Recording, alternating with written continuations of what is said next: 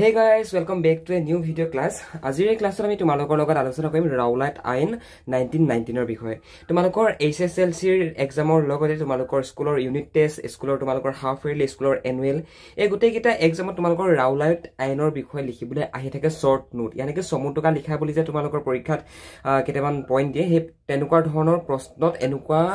এই বিলাক বস্তু আহিব। ওকে, তোমালোকৰ ইয়াতে ৰাউলাট আইন, এই ৰাউলাট আইনখন তোমালোকৰ HSLC টো কমন পৰে, লগতে তোমালোকৰ স্কুলৰ এনুৱেল আৰু প্ৰি টেষ্টটো কমন পৰে। সো তোমালোকে সম্পূৰ্ণ শেষলৈকে চাবা ক্লাছটো। আই থিংক তোমালোকে এই ক্লাছটো যদি সম্পূৰ্ণ শেষলৈকে চোৱা তেনেহলে তোমালোকৰ ৰাউলাট আইনৰ ওপৰত আৰু কোনো ধৰণৰ প্ৰব্লেম নাথাকেকৈ। ওকে, 1917 চনত ভাৰতৰ গভৰ্ণৰ জেনেৰেল লৰ্ড চেমছফৰ্ডে ন্যায়াধীশ সিডনী ৰাউলাটৰ অধ্যক্ষতাত বিদ্ৰোহী কাৰ্যকলাপৰ প্ৰকৃতি আৰু পৰিসৰৰ বিষয়ে অনুসন্ধান কৰিবলৈ এখন আয়োগ গঠন কৰিছিল। প্ৰয়োজন সাপেক্ষে বিধান পালিকাক এই ক্ষেত্ৰত যথাযথ ব্যৱস্থা গ্ৰহণ কৰাৰ পৰামৰ্শ দিবলৈ আয়োগক নিৰ্দেশ দিয়া হৈছিল। এই আয়োগখনৰ পৰামৰ্শৰ মতে চৰকাৰে 1919 চনৰ ৰাউলাট আইন প্ৰণয়ন কৰিছিল। উক্ত আইনখনে যিকোনো এজন মানুহক বিনা বিচাৰে কাৰাগাৰত নিক্ষেপ কৰিবলৈ চৰকাৰক অধিকাৰ প্ৰদান কৰিছিল। এই আইনখনে ভাৰতীয়সকলৰ মাজত ব্যাপক প্ৰতিক্ৰিয়াৰ সৃষ্টি কৰিছিল। তাৰ মানে এতিয়া তোমালোকে যদি ৰেন্ডমলি যদি তোমালোকে ক্লাছত খপকে ক্লিক কৰি দিলা তেনেহলে তোমালোকে একো কথা বুজি নাপাবা। ওকে, গতিকে তোমালোকে আগৰ ক্লাছটো একবাৰ চাই ল'বা, তেতিয়াহে ৰাউলাট আইনৰ বিষয়ে তোমালোকে ভালদৰে বুজি পাবা সবিশেষ। ওকে, সো ৰাউলাট আইনখন কি আছিলে? যেতিয়া নেকি মহাত্মা গান্ধীৰ নেতৃত্বত সত্যাগ্ৰহ নিচিনা ডাঙৰ ডাঙৰ যেতিয়া আন্দোলন কৰিবলৈ আৰম্ভ কৰিলে ভাৰতবাসীয়ে, মানে বংগভংগ বিভাজন বিৰোধী আন্দোলন কৰিলে, যি নেকি পিছলৈকৈ স্বদেশী আন্দোলনৰ নাম পালে, নহয় জানো? তাৰ পৰৱৰ্তী পৰ্যায়ত মহাত্মা গান্ধীৰ উত্থান হ'ল। মহাত্মা গান্ধী তেতিয়া নেকি সাউথ আফ্ৰিকাৰ পৰা ইণ্ডিয়া আহিলে, ইণ্ডিয়াত আহি পিনে তেখেতে মানুহক লিড কৰিব আৰম্ভ কৰিলে। বুজি পাইছা কথাটো? ওকে, তো তাৰ পৰৱৰ্তী পৰ্যায়ত ব্ৰিটিছ চৰকাৰে 1919 চনত এখন আইন প্ৰণয়ন কৰিছিল, যিখনৰ নাম আছিল ৰাউলাট আইন। এতিয়া আইন মানে কি? আইন মানে তোমালোকে আজি যদি বিনা বিচাৰে কোনোবা এজন ব্যক্তিক যদি তুমি ৰাস্তাই গৈ থকা মানুহজনক যদি তুমি এনেও তুমি যদি মাৰিব যোৱা, লাঠিডাল লৈ যদি তুমি মাৰা, সেই মানুহজনক তুমি মাৰিব নোৱাৰা মাৰো বুলি ক'লে। সেইটো একৰ্ডিং টু ইণ্ডিয়ান কনষ্টিটিউশ্যন, ভাৰতবৰ্ষৰ আইনৰ মতে, ভাৰতবৰ্ষৰ সংবিধানৰ মতে ভাৰতবৰ্ষৰ যি আইন ব্যৱস্থা আছে তাৰ ৰুলছ এণ্ড ৰেগুলেশ্যনৰ সম্পূৰ্ণ অপজিট হয়। বুজি পাইছা নাই? ঠিক আইন হৈছে একোৱে আইন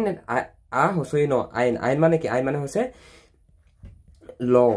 ওকে, ল আইন একেটাই বস্তু বুলি তোমালোকে ধৰিব পাৰা। বিকজ চোৱা, ইহঁতি মানে এনেকুৱা এটা নিয়ম বনাই লৈছিলে ব্ৰিটিছসকলে যে কোনো এজন ব্যক্তিক বিনা বিচাৰে, গম পাইছে নাই, কোনো এজন ব্যক্তিক বিনা বিচাৰে কাৰাগাৰলৈ নিক্ষেপ কৰিব পাৰিছিল। যদি ব্ৰিটিছসকলে ভাবে যে কি এই মানুহজনে আন্দোলনত যোগদান কৰিছে, নতুবা এই মানুহজনৰ কাৰণে আমাৰ লোকচান হোৱা, আমাৰ এডমিনিষ্ট্ৰেশ্যনত বেয়া প্ৰভাৱ পৰিব পৰাৰ সম্ভাৱনা আছে, তেনেহলে সেই মানুহজনক বিনা বিচাৰে। মানে এতিয়া কোনোবা এজন ব্যক্তি দোষী সাব্যস্ত হোৱাৰ পাছতহেতো ব্যক্তিজনক তোমাৰ কাৰাগাৰলৈ পঠিয়াই, জেললৈ পঠিয়াই, নহয় জানো? তোমাক মন গ'লে বুলি ক'লে কোনো ধৰি পিনে তোমাক ক'তো পঠিয়াব নোৱাৰে। কিন্তু ৰাউলাট আইনখন যেতিয়া পাছ কৰিলে ব্ৰিটিছ গভৰ্ণমেণ্টে, ব্ৰিটিছ পাৰ্লিয়ামেণ্টে, তেতিয়া সেই ৰাউলাট আইনখনে ব্ৰিটিছক ইমানখিনি পাৱাৰ দিছিলে যে কি যিকোনো এজন ব্যক্তিক উইদাউট এনি ৰিজন, বিনা বিচাৰে, মানে কোনো কাৰণ নথকাকে বিনা বিচাৰে যদি ব্ৰিটিছে বিচাৰে এই মানুহজনক আমি গ্ৰেপ্তাৰ কৰোঁ, এই মানুহজনক আমি গ্ৰেপ্তাৰ কৰি আবদ্ধ কৰি ৰাখোঁ কাৰাগাৰত, দেন পাৰিব। গম পাইছে নাই? আৰু সেইটো কাৰণে ৰাউলাট আইনখন বহুত বেছি ৰাউলাট আইনখনৰ বিৰোধিতা কৰিছিল ভাৰতবাসীয়ে। কিয়নো সেই সময়ত যিসকল লোক মানে এনেই মানে কোনো ধৰণৰ আন্দোলন যোগদান কৰাৰ লগতে যিসকল ব্যক্তি মানে কোনো ধৰণৰ বেয়া কাম নকৰিছিল ন, তেওঁলোককো মানে ব্ৰিটিছে কি কৰিছিলে, এই ৰাউলাট আইনৰ অধীনত তেওঁলোকক ধৰি পিনে জেললৈ পঠিয়াই দিছিলে। মহাত্মা গান্ধীকো জেললৈ পঠিয়াইছিলে, বিভিন্ন ধৰণৰ নেতা আছিলে যিসকলক নেকি জেলত পঠিয়াইছিলে ব্ৰিটিছ চৰকাৰে এই আইনখনৰ ভিত্তিত। ওকে, বিনা বিচাৰে যে দোষী সাব্যস্ত হওক নহওক পিছৰ কথা, এখনক আমি জেলত পঠিয়াই দিব লাগে, এনেকে যদি বিচাৰে ব্ৰিটিছে পাৰিব। ওকে, পাৰিছিল মানে এই আইনখনৰ মতে, ৰাউলাট আইনখনৰ মতে। বুজি পালা? এতিয়া ৰাউলাট আইন কি বস্তু? 1919 চনৰ ৰাউলাট আইন নিশ্চয় তোমালোকে বুজি পালা। আগৰ ক্লাছটো একবাৰ ভালদৰে চাই ল'বা, তেতিয়া কথাবিলাক ভালদৰে বুজি পাবা। যদি ছাডেনলি যদি ইয়াত ক্লিক কৰিলা দেন তোমালোকৰ বুজি পোৱাত দিগদাৰ হ'ব। অকল নেক্সট কুৱেশ্যনটো ডিছকাশ্যন নকৰাৰ আগতে তুমি যদি মেট্ৰিক পৰীক্ষাৰ কাৰণে প্ৰিপেৰেশ্যন চলাই আছা আৰু যদি তুমি ইংৰাজী বিষয়টোত এতিয়াও দুৰ্বল হৈ আছা, তেনেহ'লে আমাৰ থ্ৰুৱেদি তোমালোকে পঢ়িব পাৰা। আমি তোমালোকক মেট্ৰিক পৰীক্ষাত ইংৰাজী বিষয়টোত কেনেকুৱা তোমালোকৰ কুৱেশ্যন আহিব, তোমালোকে কোনখিনি গ্ৰামাৰ চাই যাব লাগিব, তোমালোকে কুৱেশ্যন আনচাৰ পেটাৰ্ণবিলাক কেনেকৈ লিখিব লাগিব, সকলোখিনি কথা আমি আমাৰ পাৰ্চনেল অনলাইন কোচিঙত আমি শিকাওঁ। গতিকে তুমি যদি মেট্ৰিকৰ এজন কেণ্ডিডেট হয় আৰু যদি তুমি ইংৰাজী বিষয়টোত এতিয়াও ক্লিয়াৰ হোৱা নাই, তেনেহ'লে তোমালোকে আমাৰ থ্ৰুৱেদি যদি বিচাৰা পঢ়িব পাৰা। বন্ধু বান্ধৱীসকল আমাৰ একাডেমীৰ এডমিশ্যন ফিজ হৈছে অনলি 499 rupees, য'ত তোমালোকক গ্ৰামাৰ, তোমালোকৰ টেক্সট বুক আৰু তোমালোকৰ যিখন সৰু ছাপ্লিমেণ্টাৰী ৰিডাৰ আছে গোটেইকেইখন পঢ়োৱা হয়, লগতে কুৱেশ্যন আনচাৰবিলাকো বুজাই দিয়া হয় আৰু কোনবিলাক কমন পৰিব সেইবিলাকো শিকাই দিয়া হয়। গতিকে তুমি যদি বিচৰা আমাৰ থ্ৰুদি পঢ়িবৰ কাৰণে তেনেহ'লে ওপৰত দিয়া ফোন নম্বৰটোত ফোন কৰা, নতুবা ডেছক্ৰিপশ্যনত এখন ফৰ্ম আছে, ফৰ্মখন ফিল আপ কৰি দিয়া, আমাৰ টিমে তোমালোকক কণ্টেক্ট কৰি ল'ব। সত্যাগ্ৰহ বা অহিংস আন্দোলন, এতিয়া সত্যাগ্ৰহ আৰু অহিংস আন্দোলন এইটো 1919 হৈছিলে। এতিয়া এই যিটো পইণ্টটো তোমালোকৰ বহুত বেছি ইম্পৰ্টেণ্ট হয়, কিয়নো মহাত্মা গান্ধীয়ে যিমান আন্দোলন কৰিছিল প্ৰত্যেকটো আন্দোলনৰ তাৰ মূল ধাৰাটোৱে আছিল অহিংসা আৰু সত্যাগ্ৰহ। অহিংসা মানে হৈছে হিংসা নকৰা, গম পাইছা, কোনো ধৰণৰ ভাইলেশ্যন নকৰা, নন ভাইলেশ্যন, আৰু সত্যাগ্ৰহ মানে হৈছে সত্যৰ প্ৰতি আগ্ৰহ। অ'কে, ইয়াত মহাত্মা গান্ধীয়ে কি কৈছে মন কৰা, ৰাওলাট আইনৰ প্ৰতিবাদত গান্ধীজীয়ে 1919 চনত সত্যাগ্ৰহ বা অহিংস আন্দোলন আৰম্ভ কৰিছিল। এই যিখন ৰাওলাট আইন আনিছিল ন ব্ৰিটিছ চৰকাৰে, যে বিনা বিচাৰে যিকোনো এজন ব্যক্তিক তোমাৰ কাৰাগাৰলৈ নিক্ষেপ কৰিব পাৰিব, এই যিখন আইন আনিছিল ব্ৰিটিছে, এই আইনখনৰ বিৰোধিতা কৰি পিনে মহাত্মা গান্ধীয়ে কি কৰিছিলে, সত্যাগ্ৰহ বা অহিংস আন্দোলন তেখেতে আৰম্ভ কৰিছিল। আৰু গান্ধীজীৰ মতে সত্যাগ্ৰহ হ'ল এক আধ্যাত্মিক আন্দোলন। মহাত্মা গান্ধীয়ে সত্যাগ্ৰহক এক আধ্যাত্মিক আন্দোলনৰ আখ্যান দিছে। কিয় আখ্যান দিছে? কিয়নো ই হৈছে এক বিশুদ্ধিকৰণ আৰু প্ৰায়শ্চিত্তকৰণৰ প্ৰক্ৰিয়া। সত্যাগ্ৰহ শব্দটো দুটা শব্দৰ দ্বাৰা গঠিত হৈছে, সত্য আৰু আগ্ৰহ, অৰ্থাৎ সত্যৰ প্ৰতি আগ্ৰহ, ডেট ইজ কল সত্যাগ্ৰহ। গম পাইছা? এতিয়া মহাত্মা গান্ধীৰ মতে, একৰ্ডিং টু মহাত্মা গান্ধী, তেওঁ কৈছিলে যে কি সত্যাগ্ৰহ হৈছে এক বিশুদ্ধিকৰণ আৰু প্ৰায়শ্চিত্তকৰণৰ প্ৰক্ৰিয়া, এনেকুৱা ধৰণে মহাত্মা গান্ধীয়ে কৈছিলে। 1919 চনৰ 6 এপ্ৰিলত হৰতাল কাৰ্যসূচীৰে এই আন্দোলন আৰম্ভ হৈছিল। সকলোৱে ব্যৱসায় বাণিজ্য পৰিহাৰ কৰি অন্নখন আৰু প্ৰাৰ্থনাত বহিছিল। সত্যাগ্ৰহ আন্দোলন আৰম্ভ হৈছিল 1919 চনৰ 6 এপ্ৰিলৰ পৰা। আৰু এইদিনাখনি কি হৈছিলে, ভাৰতবৰ্ষৰ যিসকল লোকে আন্দোলনত জইন কৰিবৰ কাৰণে আহিছিলে, আন্দোলনত যোগ কৰিবৰ কাৰণে আহিছিলে, তেওঁলোকে কি কৰিছিলে, দোকান পোহৰ বন্ধ কৰি দিছিলে। দোকান পোহৰ বন্ধ কৰি দিয়াৰ লগতে অন্নখন মানে গম পাইছানে, মানে অনাহাৰে থকা। অ'কে, অনাহাৰে থাকিছিল, মানে প্ৰাৰ্থনাত বহিছিল, প্ৰাৰ্থনা কৰিবৰ কাৰণে বহিছিল। তেখেতলোক অনাহাৰে আছিল, মানে যিসকল লোকে আন্দোলন কৰিব আহিছিল। মানে কিয়নো ইয়াত মানে আন্দোলন বুলি কোৱাৰ লগে লগে এনেকুৱা নহয় যে কি আন্দোলনকাৰীয়ে যেনেকৈ আন্দোলন কৰিবলৈ গৈছে তোমাৰ একদম হাতত জাঠি জোং বন্ধুক বাহিনী লৈ, সেইটো আন্দোলনৰ কথা ইয়াত মহাত্মা গান্ধীয়ে কোৱা নাই। ইয়াত মহাত্মা গান্ধীয়ে ভাৰতবৰ্ষত আমাক যি স্বাধীনতা প্ৰদান কৰিলে, সেই স্বাধীনতা মূলেই আছিল অহিংসা আৰু সত্যাগ্ৰহ। মহাত্মা গান্ধীয়ে কোনো ধৰণৰ ভাইলেশ্যনক ভাল পোৱা নাছিলে। অ'কে, মহাত্মা গান্ধীয়ে অপ'জ কৰিছিলে, বিৰোধিতা কৰিছিলে, কিন্তু এনেকুৱা নকৰিছিলে যে কি মহাত্মা গান্ধীয়ে তোমাৰ বন্ধুক লৈ পিনে ব্ৰিটিছৰ লগত দল লাগিব গৈছিলে। ন', তেনেকুৱা কৰা নাছিলে। গম পাইছানে বাৰু? এটা চিম্পল পইণ্ট হয়। তেখেতে মানে অহিংসাত বিশ্বাস কৰিছিলে, নন ভাইলেশ্যনত তেখেতে বিশ্বাস কৰিছিলে। লাহে লাহে এই আন্দোলনে এক বৃহৎ গণ আন্দোলনত ৰূপান্তৰিত হৈছিল। এই আন্দোলনে গান্ধীজীক এজন অতি সম্ভাৱনাপূৰ্ণ সৰ্বভাৰতীয় নেতাৰ ৰূপত প্ৰতিষ্ঠা কৰিছিল। আৰু তেওঁক পৰৱৰ্তী পৰ্যায়ত গ্ৰেপ্তাৰ কৰা হয়, যদিও লগে লগে মুক্তিও দিয়া হয়। চৰকাৰে এই গণ আন্দোলনটোক কঠোৰ হাতেৰে দমন কৰিছিল। এই ৰাওলাট আইনৰ বিৰোধিতা কৰি পিনে মহাত্মা গান্ধীৰ নেতৃত্বত এই যি সত্যাগ্ৰহ বা অহিংস আন্দোলন গঢ় লৈ উঠিছিল ন, এই আন্দোলনটো তোমাৰ মূলটোৱে আছিল অহিংসা নীতি। অহিংসা নীতি মানে যাক কোৱা হয় মানে নন ভাইলেশ্যন। তাৰমানে কোনো ধৰণৰ তাত ভাইলেশ্যন নহ'ব। মানে ভাইলেশ্যন মানে গম পাইছানে বাৰু? কোনো ধৰণৰ মানে হিংসাত্মক কাৰ্যসূচী নহ'ব। মানে শান্ত সুস্থভাৱে অহিংসা মাধ্যমেৰে আন্দোলন কৰিছিল তেওঁলোকে। আৰু ইয়াৰ পৰৱৰ্তী পৰ্যায়ত মহাত্মা গান্ধীক গ্ৰেপ্তাৰ কৰিলে। ৰাওলাট আইনৰ প্ৰতিবাদত এখেতে যি সত্যাগ্ৰহ নতুবা অহিংস আন্দোলন গঢ়ি উঠিছিল, অ'কে, এই আন্দোলনৰ নেতৃত্ব দিয়াৰ কাৰণে তেখেতক গ্ৰেপ্তাৰ কৰিলে। গ্ৰেপ্তাৰ কৰাৰ পৰৱৰ্তী পৰ্যায়ত তেখেতক কিন্তু মানে ছাডেনলি মানে তেখেতক মুক্তিও দি দিয়া হয়। কিয়নো মহাত্মা গান্ধীয়ে কোনো ধৰণৰ বেয়া কাম কৰা নাছিলে ন। তেখেতেতো তোমাৰ বন্ধুক লৈ পিনে, তেখেতে লাঠি লৈ পিনে আন্দোলন কৰিব যোৱা নাছিলে। তেখেতে কেনেকৈ গৈছিলে? তেখেতে গৈছিলে অহিংসাৰ মাধ্যমেৰে, তেখেত গৈছিলে সত্যাগ্ৰহ কৌশলেৰে। বুজিলা? অ'কে, আই থিংক তোমালোকৰ ৰাওলাট আইন আৰু সত্যাগ্ৰহ বা অহিংসাৰ আন্দোলন এই দুটা শেষ হ'ল। নেক্সট আমি পঢ়িম জালিৱানাবালাগৰ হত্যাকাণ্ড। অ'কে, তো জালিৱানাবালাগৰ হত্যাকাণ্ড লাইন বাই লাইন নপঢ়ালেই হ'ব, মই তোমালোকক জাষ্ট ষ্টৰিটো বুজাই দিছোঁ। কি হৈছিলে মন কৰা, এজন ব্ৰিটিছৰ এজন বিষয়া আছিলে, এজন ব্ৰিটিছৰ তোমাৰ অফিচাৰ আছিলে।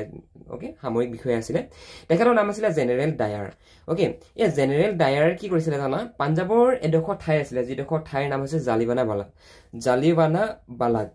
অ'কে, জালিৱানাবালাগৰ সেই হত্যাকাণ্ডৰ বিষয়ে তোমালোকে এখন ফিল্ম আছে, ফিল্মখনৰ নামেই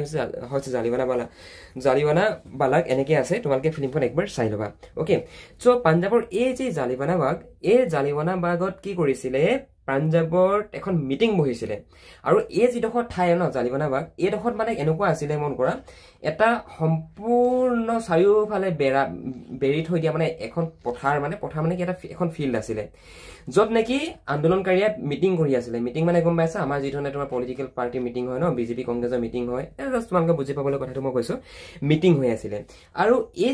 যিটো ময়দান অ'কে এই যিখন মঞ্চ নতুবা এই যিডোখৰ খেলপথাৰ য'ত নেকি মিটিং হৈছে তাত সোমাবৰ কাৰণে কেৱল মাত্ৰ এখনেই দুৱাৰ আছিলে অ'কে এখনেই দুৱাৰ আছিলে এই দুৱাৰখনেদি সোমাব লাগিব এখন দুৱাৰেদি ওলাব লাগিব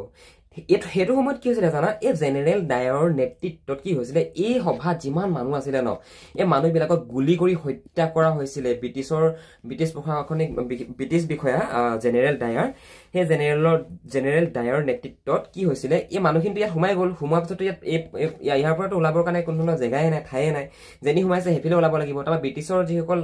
সৈনিক আছিল তেখেতলোকে কি কৰিলে তেখেতলোকে দৰ্জাখন বন্ধ কৰি ল'লে বন্ধ কৰি পিনে ব্ৰিটিছৰ সৈন্যসকল মাজত সোমাই পিনে এই আন্দোলন যিমান ইয়াত আন্দোলনকাৰী আছিলে প্ৰত্যেকজন আন্দোলনকাৰীকে এনফিল্ড ৰাইফলেৰে গুলি কৰি হত্যা কৰিছিলে পুৰুষ মহিলা বাচ্চি মানে বৃদ্ধ আইতা ককা মানে কাকো চোৱা নাছিলে সকলোকে মানে ব্ৰিটিছে কি কৰিছিলে গুলি কৰি হত্যা কৰিছিলে আৰু ভাৰতবৰ্ষৰ ইতিহাসত অ'কে আজিলৈকে এনেকুৱা এটা মানে অমানৱিক কাম আজিলৈকে সংঘটিত হোৱা নাই মানে এতিয়ালৈকে গম পাইছা নাই গতিকে ভাৰতবৰ্ষৰ ইতিহাসৰ ক্ষেত্ৰত এইটো এটাইতকৈ ডাঙৰ ইভেণ্ট হয় জালিৱানাবাগৰ এই যি হত্যাকাণ্ড হৈছিলে চনটো মন কৰি থৈ দিয়া দেই মই দেখাইছোঁ তোমালোকক ৰ'বা মই ষ্টৰিটো বুজাই দিলোঁ পঢ়াই দিম বাৰু চিন্তা নকৰিবা চনটো মন কৰা 13 এপ্ৰিল 1919 চন এই তাৰিখৰ 1919 চনৰ 13 এপ্ৰিলৰ তাৰিখে জালিৱানাবাগৰ এই ঠাইডোখৰত কি কৰিছিলে মানুহক গুলি কৰি হত্যা কৰিছিলে মই তোমালোকক কৈছোঁ ন এই যিখন প্ৰৱেশ দুৱাৰ এখনেই আছিলে এখনেই সোমাব লাগিব এফালে ওলাব লাগিব বাকী মানে ওখ ৱাল আছিলে য'ৰ পৰা নেকি মানুহ ওলাই যাব মানে তুমি যদি সোমোৱা দেন তুমি 20-25 ফুট ওখ ৱাল এখনে তুমি পাৰ হৈ যাব পাৰিবা নেকি সোমোৱাৰ পিছত নোৱাৰা নহয় তুমিতো এইফালে সোমাইছা এইফালেতো তুমি ওলাব লাগিব ন হয় নে নহয় কিন্তু কি কৰিছিলে ব্ৰিটিছে মানে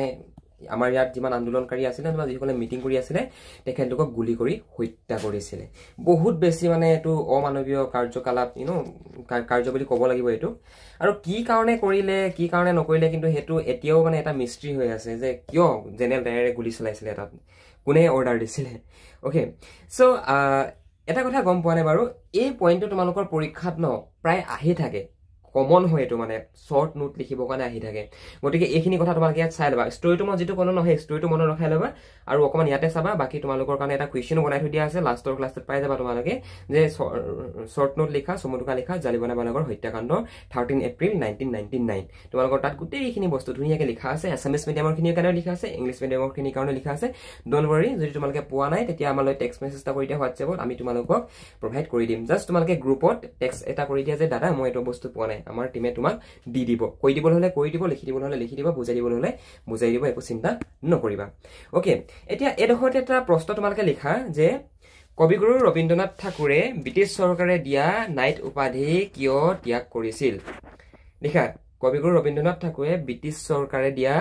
নাইট উপাধি কিয় ত্যাগ কৰিছিল এইটো প্ৰশ্ন যে তোমালোকৰ গাইজ 100% তোমালোকৰ স্কুলৰ যি ইউনিট টেষ্ট হ'ব ন ইউনিট টেষ্টত আহিবই তোমালোকে চাবা মই যদি মিছা কথা কৈছোঁ ইয়াৰ লগতে তোমালোকৰ হাফ ইয়াৰ আৰু এনুৱেল এক্সাম এই দুটাৰ কাৰণে ইম্পৰ্টেণ্ট হয় গতিকে এইটো হাইলাইট কৰি থৈ দিয়া আনচাৰটো লিখিবা যে কি জালিৱানাবাগৰ হত্যাকাণ্ডৰ প্ৰতিবাদত কবিগুৰু ৰবীন্দ্ৰনাথ ঠাকুৰে ব্ৰিটিছ চৰকাৰে দিয়া এই যি নাইট উপাধি এইডোখৰ মন কৰা এই যে নাইট উপাধি তেখেতে পৰিত্যাগ কৰিছিল বুজিলা কবিগুৰু ৰবীন্দ্ৰনাথ ঠাকুৰে ব্ৰিটিছ চৰকাৰে দিয়া নাইট উপাধি কিয়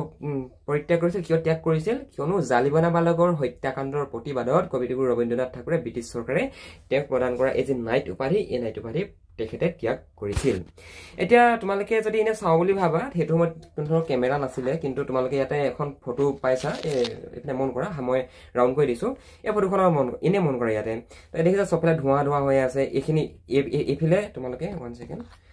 তোমালোকে এইখিনি যি মানুহ দেখিছা ন এইখিনি হৈছে ব্ৰিটিছ সৈন্য আৰু এইখিনি হৈছে আন্দোলনকাৰী এইখিনি হৈছে আন্দোলনকাৰী এটা ব্ৰিটিছ সৈন্যসকলে চোৱা কেনেকৈ গুলি কৰি হত্যা কৰিছিলে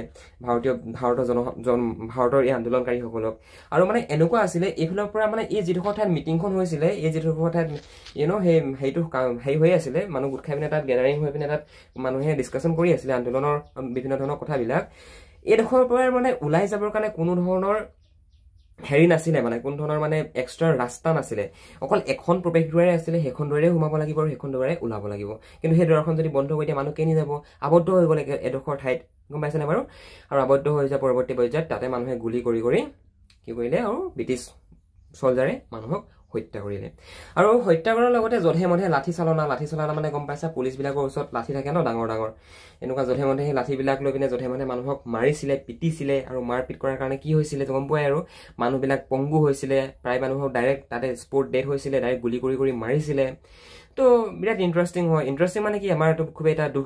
দুখজনক কথা মানে আমাৰ কাৰণে এইটো আৰু ব্ৰিটিছে যিমান দিন ৰাজত্ব কৰিলে আমাৰ ভাৰতবৰ্ষত প্ৰায় 200 বছৰ সেই 200 বছৰৰ মানে এটাইতকৈ যদি কিবা ঘিননীয় সিহঁতে কিবা কাম কৰি থৈ গ'ল ব্ৰিটিছে সেই কামটোৱে হৈছে এইটো এই জালিৱানাবালাবাগৰ হত্যাকাণ্ড গম পাইছানে মানে এখিনি নিৰস্ত মানুহ হয় বোলে আন্দোলনকাৰীৰ ওচৰত হয়তো হয় বোলে কিবা লাঠি আছিল হয় বোলে বন্দুক বাহিনী আছিল যে ব্ৰিটিছৰ সৈন্যসকলক মাৰিবৰ কাৰণে আহিছিল তেনেকুৱাও নাছিল নিৰস্ত হৈ আছিল এই আন্দোলনকাৰীসকল অৰ্থাৎ এওঁলোকৰ ওচৰত কোনো ধৰণৰ বন্দুক নাছিল কিন্তু ব্ৰিটিছসকলে চোৱা এইফালে মন কৰাচোন ইয়াত বন্দুক লৈ আছে দেখিছা ইহঁতে ব্ৰিটিছৰ চলজাৰে গুলি কৰি মাৰিছে দেখিছা আৰু এটা কথা মন কৰিবা দেই এনেকুৱা নহয় যে কি ব্ৰিটিছ চলজাৰ সেইটো সময়ত কেৱল মাত্ৰ ইংলেণ্ডৰ পৰা অহা ব্ৰিটিছে আছিলে সেইটো কথা নহয় কিন্তু আকৌ সেইটো সময়ত British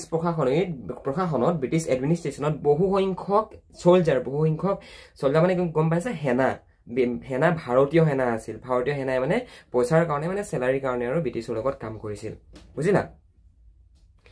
Okay guys, I think তোমালোকে পইণ্টটো ভাল ধৰণে ধৰিব পাৰিলা বুজি পালা যদি বুজি পালা থ্যাংক ইউ আৰু তোমালোকৰ পৰীক্ষাত প্ৰশ্নটো আহি থাকে দেই জালিৱানাবালাবাগৰ হত্যাকাণ্ডৰ বিষয়ে তোমালোকৰ শৰ্ট নোট লিখিব আহি থাকে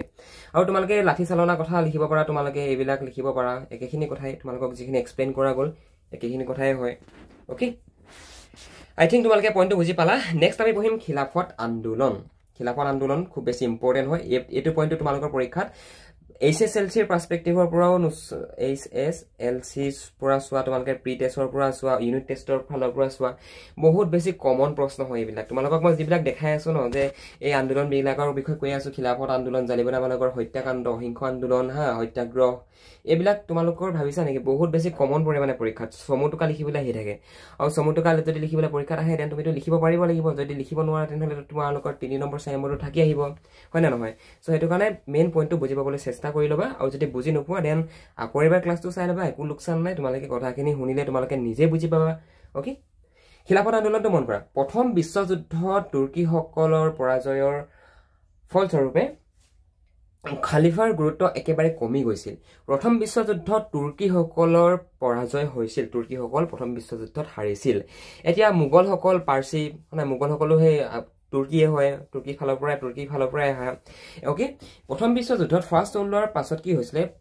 মানে প্ৰথম বিশ্বযুদ্ধত তুৰ্কীসকল হাৰিলে ব্ৰিটিছসকলৰ হাতত হাৰিলে আৰু হৰাৰ কাৰণে কি হ'ল এই যেটো তুৰ্কী বুলি কোৱাৰ লগে তোমালোকে ৰবা পইণ্টটো পঢ়িলা তাৰপা ভালদৰে বুজি পাবা মুছলমানসকলে তুস্কৰৰ সম্ৰাট খালিফা বা আধ্যাত্মিক গুৰু হিচাপে গণ্য কৰিছিল তুৰ্কী বুলি কোৱাৰ লগে একচুৱেলি আমি মুছলমান সম্প্ৰদায়ৰ লোকসকলৰ কথাকে বুজো আৰু মুছলমানৰ দুটা ব্ৰাঞ্চ আছে এটা সুন্নি এটা চেন্নি হেনেকুৱা কিবা আছে যদি ভুল আছে আই এম সৰি ভুল হৈ যাব পাৰে মোৰ তোমালোকে যদি কোনোবা জনা মানুহে চাই আছা তেনেহলে ষ্টুডেণ্টে যদি চাই আছে দেন এটো বস্তু মোক তুমি কৈ দিবা যে দুটা ব্ৰাঞ্চ কি আছিল ওকে তো এতিয়া চোৱা প্ৰথম বিশ্বযুদ্ধ যেতিয়া ব্ৰিটিছসকল জিকিলে তেতিয়া তুৰ্কীসকল হাৰিলে হৰাৰ কাৰণে কি হ'ল তুৰ্কীসকলৰ এই যে মুছলমানসকলৰ এই যে তেওঁলোকৰ আধ্যাত্মিক গুৰু আমি এতিয়া আধ্যাত্মিক গুৰু আমাৰ আধ্যাত্মিক গুৰু কোন আমাৰ হিন্দুসকলৰ ভগৱান ৰাম হনুমান হয় নাই শ্ৰীকৃষ্ণ আমি এওঁলোকক আমি দেৱতা নতুবা ভগৱান বুলি কোৱাৰ লগে আমি এইকেইটা আমি নাম লওঁ ঠিক তেনেকুৱা ধৰণে মানে ইছলাম ধৰ্মাৱলম্বী লোকসকলৰ কাৰণে মানে খালিফা মানে তুস্কৰৰ যিজন সম্ৰাট আছিল সেই সময় সেইজনক তেখেতলোকে খালিফা অৰ্থাৎ তেখেতলোকৰ আধ্যাত্মিক গুৰু তেখেতলোকৰ স্পেচিয়েল মেন্টৰ বুলি তেখেতলোকে গণ্য কৰিছিল কিন্তু যেতিয়া নেকি দ্বিতীয় বিশ্বযুদ্ধত তুৰ্কীসকল হাৰিলে তেতিয়া ব্ৰিটিছসকলে কি কৰিছিলে ব্ৰিটিছসকলে এই খালিফাক বহুত বেছি অপমান কৰিছিল গম পাইছানে বাৰু অপমান কৰাৰ লগতে আৰু যিসমূহ মানে সিহঁতৰ তুৰ্কীসকলৰ যিবিলাক তেওঁলোকৰ পবিত্ৰ স্থান আছিলে যি ধৰণে এতিয়া চোৱা আমাৰ এটা পবিত্ৰ স্থান বুলি ক'লে আমি কি বুজিম হিন্দুসকলৰ মতে তুমি যদি ইনে মানে ধৰ্ম সাইডৰ পৰা চাবলৈ যোৱা মানে মইতো জাস্ট কথাটো বুজাবৰ কাৰণে কৈছো এতিয়া আমাৰ ৰাম মন্দিৰ হয় না নহয় আমাৰ কাৰণে ৰাম মন্দিৰ সত্ৰ ওকে এইবিলাক আমাৰ কাৰণে একো একোটা ইমোশন নহয় জানো ইছলাম ধৰ্মাৱলম্বী লোকসকলৰ কাৰণে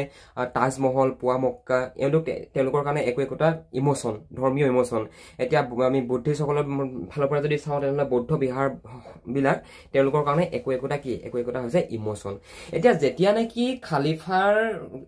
যেতিয়া নেকি মুছলমানসকল তুৰ্কীসকল যেতিয়া নেকি হাৰিলে যুদ্ধত প্ৰথম বিশ্বযুদ্ধত তাৰপিছত তেখেতলোকৰ এই যিবিলাক পবিত্ৰ ঠাই আছিল খালিফা যিবিলাক তুৰ্কীসকলৰ যিবিলাক পবিত্ৰ স্থান আছিল পবিত্ৰ স্থল আছিল সেই স্থলবিলাকৰ ওপৰত সেই জেগাবিলাকৰ ওপৰত তেওঁলোকৰ যিটো অধিকাৰটো নাইকিয়া হৈ পৰিছিল আৰু সেইবিলাকত ব্ৰিটিছসকলে কব্জা কৰি লৈছিল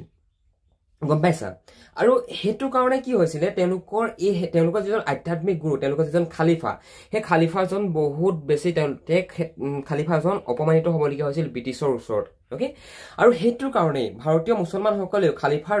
দুৰ্ভাগ্যত শংকিত হৈ পৰিছিল আৰু মৌলানা শওকত আলী আৰু মোহাম্মদ আলীৰ নেতৃত্বত এখন খিলাফত সমিতি গঠন কৰিছিল যেহেতু প্ৰথম বিশ্বযুদ্ধৰ সময়ত যেহেতু ব্ৰিটিছসকলে বিশ্বযুদ্ধ জিকিছিলে নহয় অকল ব্ৰিটিছ বুলি নহয় আৰু মানে সেইটো দুটা পাৱাৰ আছিলে এটা মিত্ৰ মানে এলাইজ পাৱাৰ কথা শুনিছা তোমালোকে এলিট এলাইজ এতিয়া যেতিয়া নেকি তোমাৰ খালিফা হাৰিলে যেতিয়া নেকি তুৰ্কীসকল হাৰিলে তেতিয়া খালিফাৰ গুৰুত্ব কমি আহিল খালিফাক অপমান কৰিবলৈ ল'লে ওকে তেতিয়া মানে ভাৰতবৰ্ষত থকা যিখন মুছলমান ধৰ্মাৱলম্বী লোক আছিলে ইছলাম ধৰ্মাৱলম্বী লোক আছিলে তেখেতলোকেও যেতিয়া নেকি গম পালে যে কি খালিফাক এনেকুৱা ধৰণে ব্ৰিটিছসকলে অপমান কৰিছে গম পাইছেনে বাৰু যেতিয়া নেকি ভাৰতবৰ্ষত থকা ইছলাম ধৰ্মাৱলম্বী লোকসকলে এইটো কথা গম পালে তেতিয়া ভাৰতবৰ্ষত মৌলানা শওকত আলী আৰু মোহাম্মদ আলীৰ নেতৃত্বত এখন খিলাফত সমিতি গঠন কৰিছিল এতিয়া এটা প্ৰশ্ন তোমালোকে এইডোখৰতে উদয় হয় যে কি ভাৰতবৰ্ষত খিলাফত আন্দোলনৰ কোনে নেতৃত্ব নতুবা কোনে গুৰি ধৰিছিল লিখা ভাৰতবৰ্ষত খিলাফত আন্দোলনৰ কোনে নেতৃত্ব নতুবা গুৰি ধৰিছিল পৰীক্ষাত আহি থাকে মানে কমন ওকে এমচিকিউ আহিব পাৰে নতুবা শৰ্ট কুৱেশ্যন আহিব পাৰে তেতিয়া কি লিখিবা ভাৰতবৰ্ষত মৌলানা শওকত আলী আৰু মোহাম্মদ আলীৰ নেতৃত্বত খিলাফত আন্দোলনৰ সূচনা হৈছিল মানে তেওঁলোকে খিলাফত আন্দোলনৰ কাৰণে খিলাফত এখন সমিতি গঠন কৰিছিল যিখনে নেকি পৰৱৰ্তী পৰ্যায়ত ব্ৰিটিছৰ এগেইনষ্টত মানে আন্দোলন কৰিছিল বুজি পালা ওকে এই সমিতিৰ উদ্দেশ্য আছিল ইছলামৰ আধ্যাত্মিক গুৰু খালিফাক পূৰ্ব মৰ্যাদালৈ ঘূৰাই অনা অৰ্থাৎ যেহেতু অপমান কোনে কৰিছিলে ব্ৰিটিছসকলে কৰিছিলে আৰু সেইটো সময়তো ইণ্ডিয়াত কোন আছিল ব্ৰিটিছসকল আছিল চিম্পল পইণ্ট হয় গম পাইছা না একদম চিম্পল হয় পইণ্টটো মেবি তোমালোকে লিংক কৰিব পাৰিছা তো সেইটো কাৰণে যিহেতু চোৱা ধৰ্ম বুলি ক'লে মানুহৰ ইমোশ্যনত আঘাত হয় নে নহয় এতিয়া মই হিন্দু মোৰ যদি হিন্দু ধৰ্ম যদি কোনোবাই এনেকৈ উল্টা পুল্টাখন কয় মোক কেনেকুৱা লাগিব তুমি এতিয়া ইছলাম ধৰ্ম বুলি লোক তোমাৰ যদি ধৰ্মৰ বিষয়ে যদি তোমাৰ বেলেগ মানুহে কিবা এটা কয় তোমাৰ কেনেকুৱা লাগিব মানে বেয়াকৈ যদি কয় তুমি যিটো ধৰ্মই নোহোৱা লাগে তোমাৰ বেয়া লাগিব হয় নে নহয় সেইটো বস্তুৱে আমাৰ চেণ্টিমেণ্টত আঘাত কৰে গতিকে ব্ৰিটিছসকলৰ এগেইনষ্টত মানে সেইটো সময়ত ভাৰতবৰ্ষতো যিসকল মুছলমান লোক আছিল ন তেওঁলোকে মানে পুৰা বেছি ভাৰকি উঠিছিল মানে যে তহঁতি আমাৰ খালিফাক তহঁতি অপমানেই কৰিছ তহঁতক আমি কি কৰোঁ চাই থাক এনেকুৱা ধৰণে মানে পুৰা এগ্ৰেছিভ মুড এটাত আহি গৈছিল গম পাইছা ওকে বিৰাট ইণ্টাৰেষ্টিং টপিক হয় দেই এইবিলাক বুজি পাইছে চাগে ন মই যেনেকৈ বুজাইছোঁ তোমালোকক ওকে গান্ধীজীয়ে ৰাষ্ট্ৰীয় স্বাৰ্থত ভাৰতীয় হিন্দু আৰু মুছলমানক ঐক্যবদ্ধ কৰিবলৈ ইয়াক এটা সুযোগ হিচাপে গ্ৰহণ কৰি খিলাফত আন্দোলনলৈ মুকলি সমৰ্থন জনোৱাৰ সিদ্ধান্ত গ্ৰহণ কৰিছিল এইটো এটা কথা মন কৰা ভাইটি ভণ্টিসকল চোৱা মুছলিম লীগৰ কথা আমি আগৰ ক্লাছটোত পাই আহিছোঁ কিন্তু মুছলিম লীগ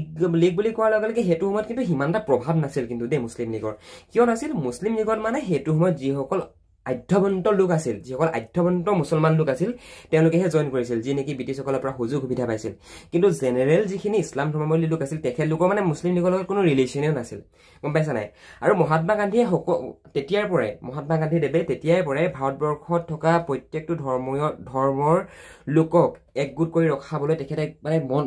প্ৰচেষ্টা কৰিছিল তেখেতে চেষ্টা চলাই আহিছিল আৰু সেইটো কাৰণে তেখেতে আন্দোলন কৰিবৰ কাৰণে হিন্দু মুছলমান সকলোকে একেলগতে আহ্বান জনাইছিল যে কি এখন ভাৰতবৰ্ষখন হিন্দুসকলেও হয় মুছলমানসকলেও হয় গতিকে আহা আমি লগতে আন্দোলন কৰোঁ মহাত্মা গান্ধীয়ে মানে সকলোকে এনেকুৱা ধৰণে মানে আশ্বাস প্ৰদান কৰিছিল তেখেতে ৰিকুৱেষ্ট কৰিছিল গম পাইছা আৰু সেইটো কাৰণে যেতিয়া নেকি খিলাফত সমিতি ভাৰতবৰ্ষতো গঠন হ'ল তেতিয়া মহাত্মা গান্ধীয়ে এটা সুযোগ পালে ভাৰতবৰ্ষৰ ইছলাম ধৰ্মাৱলম্বী লোকসকলৰ লগতো ডাইৰেক্টলি কানেক্ট হৈ যাবৰ কাৰণে আৰু সেইটো কাৰণে মহাত্মা গান্ধীয়ে খিলাফত আন্দোলনলৈ ডাইৰেক্টলি মানে এটা অপেন মানে প্ৰস্তাৱ আগবঢ়াইছিল যে কি আহা আমাৰ লগত যোগ কৰা আমি লগে ভাগে আন্দোলন কৰোঁ বুজি পাইছা নাই বাৰু কথাটো যদি পাইছো বুলি মনতে কৰি লোৱা যদি মুখেদি কোৱা মুখেদি কৈ দিয়া ওকে তেওঁ খিলাফত সমিতিক অসহযোগ আন্দোলনৰ জৰিয়তে নিজৰ দাবী উত্থাপন কৰি চৰকাৰক দাবীবোৰ মানি ল'বলৈ বাধ্য কৰিব পাৰিব বুলি পতিয়ন নিয়াইছিল সেয়ে এতিয়া যেতিয়া নেকি খিলাফত সমিতি গঠন হ'ল মৌলানা শওকত আলী আৰু মোহাম্মদ আলীৰ নেতৃত্বত তেতিয়া মহাত্মা গান্ধীয়ে খিলাফত আন্দোলনলৈ অপেন প্ৰস্তাৱ আগবঢ়ালে সম্পূৰ্ণ সমৰ্থন আগবঢ়াই পিনে মহাত্মা গান্ধীয়ে খিলাফত আন্দোলনৰ নেতাসকলক কৈছিল যে কি যে অহিংসভাৱে সত্যাগ্ৰহ নতুবা অহিংসা নীতিয়ে যদি আমি আন্দোলন কৰোঁ তেনেহ'লে তোমালোকৰ যি দাবী উত্থাপন কৰিছা চৰকাৰৰ সন্মুখত তেতিয়া সেই দাবীসমূহ তেখেতলোকে মানি ল'ব যদি তোমালোকে অহিংসাৰ নীতিৰে তোমালোকে যদি আন্দোলন কৰা আৰু সেইটো কাৰণেও মানে খিলাফত আন্দোলনৰ যিসকল নেতা আছিলে সেই নেতাসকলেও মানে মহাত্মা গান্ধীৰ এই যিটো নন ভাইলেন্স মহাত্মা গান্ধীদেৱৰ এই যিটো অহিংস এইটো যি সত্যাগ্ৰহী কৌশল সেই কৌশলটোকে প্ৰয়োগ কৰিছিল তেখেতলোকে মানে সেই হিংসাত বিশ্বাস কৰা নাছিল গম পাইছা এটা হিংসা অহিংসা বুজি পাইছা violence and non violence violence মানে কি মই তোমালোকক আগতে এবাৰ উদাহৰণ দিছোঁ পুনৰ এবাৰ উদাহৰণ দিছোঁ তোমালোকৰ ঘৰত যদি তুমি চিনি নোপোৱা মানুহ এজনে যদি ছাডেনলি আহি যদি থাকিব ইচ্ছা কৰে তুমিতো এটা সময়ত বৰ হৈ যাবা যে কি মানুহজন আহি পিনে কেলে থাকিব ল'লে আমাৰ ইয়াত আমাৰ ঘৰত তোমাক খোৱা বা তোমাক অশান্তি কৰি আছে তেতিয়া সেই মানুহজনক তোমালোকৰ ঘৰৰ পৰা তুমি উলিওৱাৰ কথা দুটা উপায় আছে এটা উপায় হৈছে তুমি হিংসাভাৱে যে মনে তুমি একদম দম দি পিনে লাঠি লৈ মাৰপিট কৰি পিনে উলিয়াই দিয়া হিংসাভাৱে আৰু এটা উদাহৰণ পদ্ধতি তুমি উলিয়াব পাৰিবা যে কি অহিংসা নীতি যে তুমি মৰমত বুজাব লাগিব যে কি যে অ'কে তুমি এনেকৈ যদি থাকা আমাৰ দিগদাৰ হ'ব আমাৰ প্ৰব্লেম হৈছে তুমি এনেকৈ অহিংসাভাৱে তুমি বুজাব পাৰা তো এইটো তোমাৰ ওপৰত ডিপেণ্ড কৰে তুমি হিংসাভাৱে বুজোৱা নে অহিংসাভাৱে বুজোৱা কিন্তু মহাত্মা গান্ধীয়ে সদায় অহিংস পথটো হাতত লৈছিলে তেখেতে হিংসাত বিশ্বাস কৰা নাছিলে আৰু ময়ো নকৰোঁ আৰু তোমালোকে জানা এইটো মানুহৰ এইটো কি বুলি ক'ম এইটো এটা মানুহৰ মৰেল ভেলু হয় মানে এইটো গম পাইছে এইটো আমাৰ মানে এইটো মৰেলিটিৰ অন্তৰ্গত এইটো আমাৰ নৈতিকতাৰ অন্তৰ্গত বস্তু হয় আমি সকলোৱে জানো হিংসা বস্তুটো বেয়া বস্তু বুলি কিন্তু মানুহে মানি ল'বলৈহে টান পায় অ'কে মানুহ কিমান হিংসা কৰিয়ে থাকে হয়নে নহয় অ'কে ভাইটি ভণ্টিসকল আই থিংক তোমালোকে কথাবিলাক বুজি পালা নেক্সট ক্লাছত আমি পঢ়িম অসহযোগ আন্দোলন তাৰ পৰা নেক্সট ক্লাছত আমি পঢ়িম অসহযোগ আন্দোলনৰ ফলাফল সম্পৰ্কে অ'কে আজি পটাপট আমি ছামাৰাইজ কৰি লওঁ আজি কি পঢ়িলোঁ প্ৰথমতে পঢ়িলোঁ আমি ৰাওলাট আইন মানে কি আছিলে ৰাওলাট আইন এনেকুৱাখন আইন আছিলে 1919 চনত যিখন নেকি ব্ৰিটিছ চৰকাৰে আনিছিলে যাৰ জৰিয়তে ব্ৰিটিছ চৰকাৰে without any reason without any বিচাৰ কুচাৰ ব্ৰিটিছ চৰকাৰে যিকোনো এজন ভাৰতীয় লোকক ডাইৰেক্টলি কাৰাগাৰলৈ নিক্ষেপ কৰিব পাৰিব এই অধিকাৰটো ৰাওলাট আইনে ব্ৰিটিছ চৰকাৰক দিছিলে গম পাইছা আৰু এই ৰাওলাট আইনৰ প্ৰতিবাদত মহাত্মা গান্ধীয়ে কি কৰিছিলে মহাত্মা গান্ধীয়ে সত্যাগ্ৰহ নতুবা অহিংস আন্দোলনৰ সূচনা কৰিছিলে এতিয়া অহিংস আন্দোলন মানে কি অহিংস আন্দোলন মানে হৈছে সত্যাগ্ৰহ অহিংস একেটাই আন্দোলন হয় তোমালোকে আকৌ ভয় খান থাকিবা যে কি দাদা সত্যাগ্ৰহো বেলেগ আন্দোলন অহিংস আন্দোলনো বেলেগ আন্দোলন নহয় সত্যাগ্ৰহ আৰু অহিংস একেটা আন্দোলনে হয় একেটা আন্দোলনকে দুটা নামেৰে জনা যায় বুজিলা আৰু ইয়াৰ পৰৱৰ্তী পৰ্যায়ত কি কৰিছিলে তেওঁলোকে মানে ব্যৱসায় বাণিজ্য অফ কৰি দিছিলে 1919 চনৰ 6 এপ্ৰিলৰ তাৰিখত আৰু ইয়াৰ লগে লগে কি কৰিছিলে অন্নখন মানে গম পাইছা মানে ভাত পানী নোখোৱাকে আৰু কোনো ধৰণৰ আহাৰ নোখোৱাকে মানে অন্নখন কৰিছিল আৰু আন্দোলনত বহিছিল লগতে প্ৰাৰ্থনা কৰিছিল গম পাইছা প্ৰাৰ্থনা কৰিছিল আৰু পৰৱৰ্তী পৰ্যায়ত কি হয় মহাত্মা গান্ধীক গ্ৰেপ্তাৰ কৰা হয় ব্ৰিটিছ চৰকাৰে গ্ৰেপ্তাৰ কৰা পৰৱৰ্তী পৰ্যায়তো তেখেতক কিন্তু লগে লগে মুক্তি দিয়া হয় কিয় মুক্তি দিছিলে কিয়নো মহাত্মা গান্ধীয়ে কোনো বেয়া কাম কৰা নাছিলে তেখেতে অহিংসভাৱে সত্যাগ্ৰহৰ কৌশলেৰে অহিংস নীতিৰে তেখেতে আন্দোলন কৰিছিলে এনেকুৱা নহয় যে কি তেখেতে তোমাৰ পুৰা হিংসাত্মক পদ্ধতিৰে লাঠি লৈ বন্দুক লৈ সেই যুদ্ধ কৰিছিলে আন্দোলন কৰিছিলে তেনেকুৱা নহয় মানে তেখেতে সদায় প্ৰিফাৰ কৰিছিলে অহিংসা সত্যাগ্ৰহ প্ৰিফাৰ কৰিছিলে বুজি পাইছা অ'কে তাৰ পৰৱৰ্তী পৰ্যায়ত কি হ'ল জালিৱানাবালাগত হত্যাকাণ্ড হ'ল জালিৱানাবালাগৰ হত্যাকাণ্ডৰ বিষয়ে তোমালোকক মই অলৰেডি ইমান ধুনীয়াকৈ এক্সপ্লেইন কৰিলোঁ আই থিংক তোমালোকে কথাবিলাক বুজি পালা কিন্তু এটা কথা মনত ৰাখিবা দেই এই মানে জালিৱানাবালাগৰ হত্যাকাণ্ডৰ সময়ত যিজন ব্যক্তিয়ে গুলী চলাবলৈ নিৰ্দেশ দিছিল মানে জালিৱানাবালাগৰ সেই যিখন সভাখনত যিজন ব্যক্তিয়ে গুলী চলাবলৈ নিৰ্দেশ দিছিল সেই নিৰ্দেশ দিয়া ব্যক্তিগৰাকীৰ নাম কি সেই ব্যক্তিগৰাকীৰ নাম হৈছে জেনেৰেল ডায়াৰ এই নামটো তোমালোকে বহীত লিখি থৈ দিয়া হাইলাইট কৰি লোৱা অ'কে কি বুলি হাইলাইট কৰিবা লিখা জালিৱানাবালাগৰ হত্যাকাণ্ডৰ লগত জড়িত ব্ৰিটিছ বিষয়াজনৰ নাম হৈছে নাম আছিল জেনেৰেল ডায়াৰ লিখিলা অ'কে তাৰপৰা সেই জালিৱানাবালাগৰ হত্যাকাণ্ডৰ প্ৰতিবাদত কি কৰে আমাৰ ভাৰতবৰ্ষৰ সেইটো সময়ত যিসকল গণ্যমান্য ব্যক্তি আছিল ব্যক্তিসকলে কি কৰে তেখেতলোকক ব্ৰিটিছে যি উপাধি প্ৰদান কৰিছিল লাইক তোমাৰ কবিগুৰু ৰবীন্দ্ৰনাথ ঠাকুৰ তেখেতক ব্ৰিটিছ চৰকাৰে কি অফাৰ কৰি থৈছিলে তেখেতক নাইটহুড উপাধি প্ৰদান কৰিছিলে কিন্তু এই জালিৱানাবালাগৰ হত্যাকাণ্ডৰ প্ৰতিবাদত ব্ৰিটিছ চৰকাৰে এই যি নাইটহুড উপাধি আমাৰ হেৰিয়ক প্ৰদান কৰিছিল কবিগুৰু ৰবীন্দ্ৰনাথ ঠাকুৰক প্ৰদান কৰিছিল এই যিটো পদ এই পদটো তেখেতে পৰিত্যাগ কৰিছিল মানে ব্ৰিটিছক পূৰণ ঘূৰাই দিছিল যে তোমালোকৰ পদ তোমালোকে ৰখা মোক নালাগে তোমালোকে এনেকুৱা কাম কৰিছা আমাৰ ভাৰতবৰ্ষত আহি তোমালোকৰ এই যি সন্মান তোমালোকৰ এই যি পদ মোক নালাগে গম পাইছা অ'কে এখন ফটোখন ভাল ধৰণে একবাৰ চাই ল'বা কথাবিলাক আৰু ভাল ধৰণে বুজি পাবা তাৰপৰা আমি পঢ়িলোঁ খিলাফত আন্দোলনৰ বিষয়ে আমি কি পঢ়িলোঁ যে আফটাৰ ফাৰ্ষ্ট ৱৰ্ল্ড ৱাৰ প্ৰথম বিশ্বযুদ্ধৰ পাছত তুৰ্কীসকল হাৰি যায় আৰু তুৰ্কীসকল হাৰি যোৱাৰ ফলস্বৰূপে মুছলমানসকলৰ এই যি পবিত্ৰ যিবিলাক ঠাই আছিল সেই ঠাইবিলাকত তেখেতলোকৰ যি অধিকাৰ তেখেতলোকৰ যি পাৱাৰ নাইকিয়া হৈ আহে ফলত তেখেতলোকৰ যিজন আধ্যাত্মিক গুৰুৰ নাম হৈছে খালিফা হা এই খালিফাই বহুত বেছি অপমানিত হ'ব লগা হয় ব্ৰিটিছসকলৰ ওচৰত আৰু সেইটো কাৰণে মানে মুছলমান লোকসকলে বহুত বেছি তেখেতলোকে ব্ৰিটিছৰ বিৰুদ্ধ হৈ পৰিছিল তেখেতলোক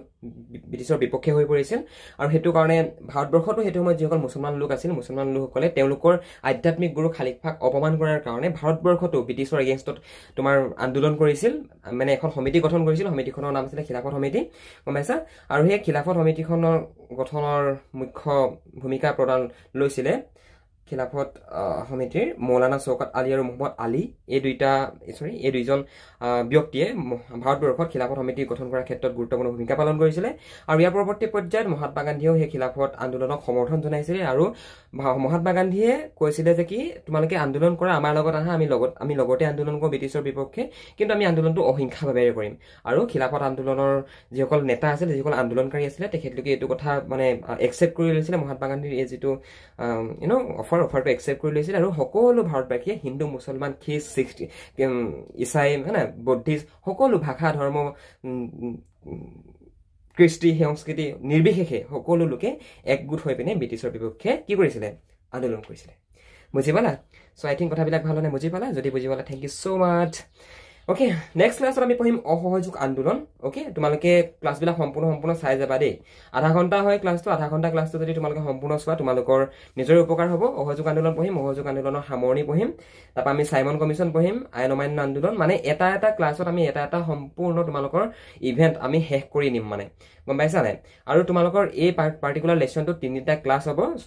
তোমালোকৰ হেৰিটো লগত লগাই পিনে কুৱেশ্যন আনচাৰ ক্লাছটোৰ লগত লগাই পিনে টোটেল আৰু 5টা ক্লাছ হ'ব সেই ক্লাছকেইটা তোমালোকে চাবা চাই ল'লে তোমালোকৰ গোটেই কনচেপ্টবিলাক ক্লিয়াৰ হৈ যাব ঠিক আছে thank you so much for ৱাচিং this video' class bye bye